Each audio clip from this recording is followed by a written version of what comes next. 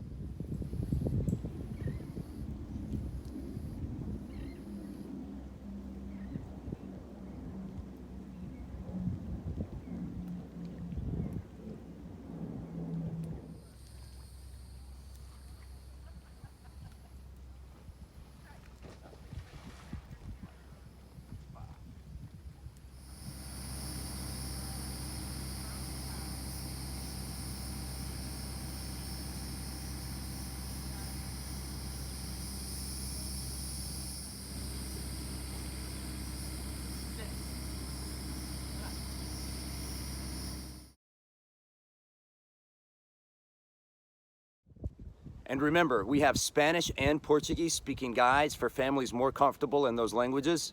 Recuerde, nosotros somos la única compañía en el área que habla español para ayudarle a usted y a su familia a sentirse seguros en el agua.